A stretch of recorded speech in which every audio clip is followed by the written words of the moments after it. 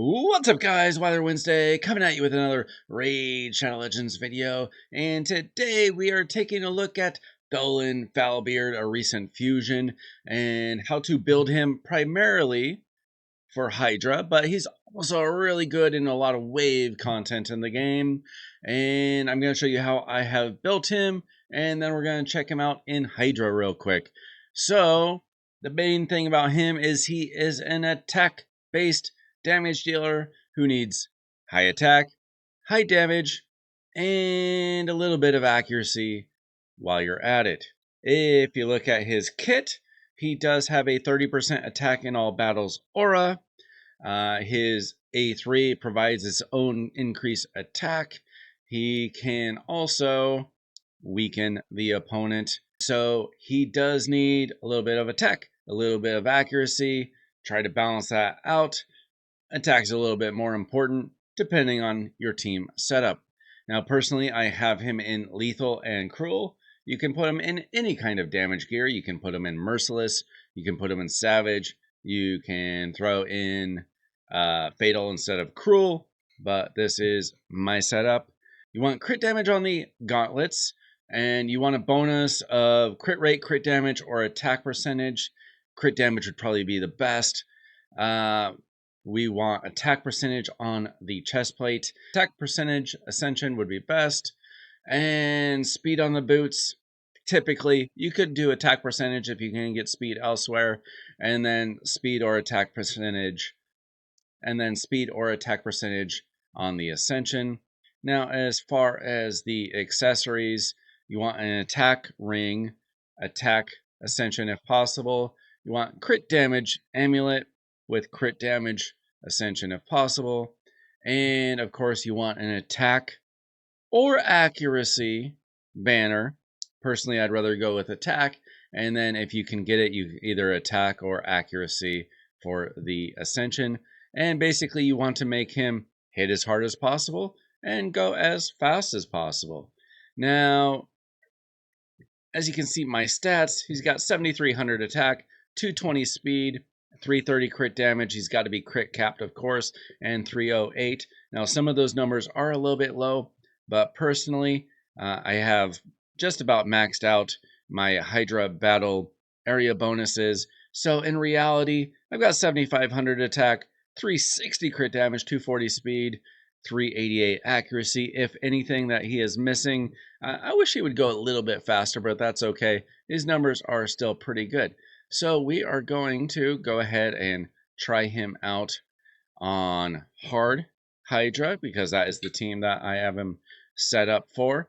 He is very similar setup-wise to Thor. He's not the exact same champion. I still think Thor is a little bit better if you have Thor, but Tholin is pretty solid as well. And of course, it all depends on your gear and how you have them built. So I'm going to go ahead and run this particular team. It is a Trunda team, but it's not one of those insane Trunda teams. So Trunda is going to do the most damage here. We got Wixwell for the provoke. We're getting some burns, and we got a curse set on Gaelic here. And then, of course, Lydia and White Queen for support.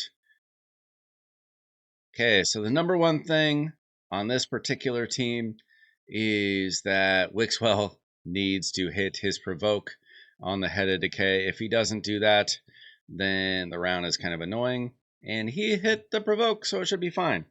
And one thing I noticed about Tholin is his damage does tend to increase over time.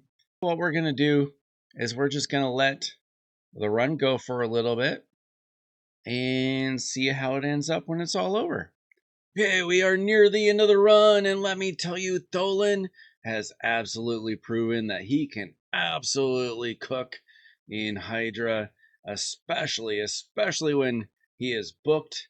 And if you happen to have been able to get the 5-star soul from the Titan event, it helps out quite a significant amount.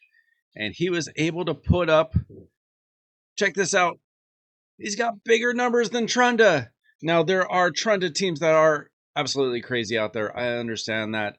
I don't have one of those crazy teams, but she usually puts up the best numbers on whatever team that she happens to be in. And Tholin outclassed her in this particular run, in this particular setup, the way the run went.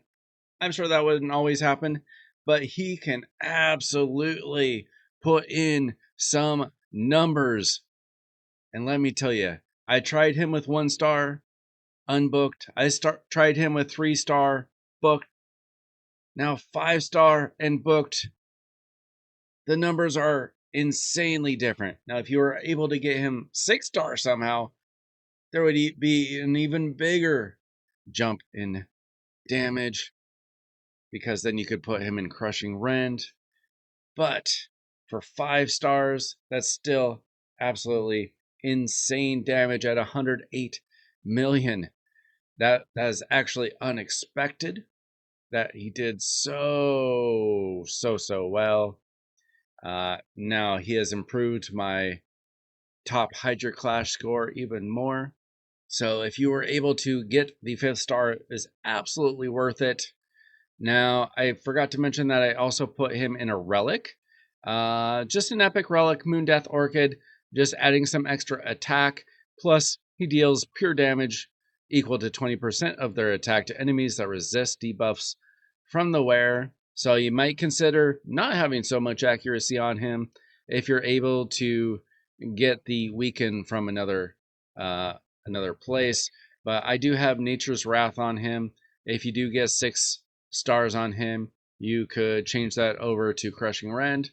And then the masteries, just getting that typical damage, get it down to Helm Smasher, and you're going to put up some serious numbers. I'm really impressed. Better than I ever imagined. He's really good. He's really good. He definitely, almost everybody is going to want a Tholin on their account. Hopefully you got him.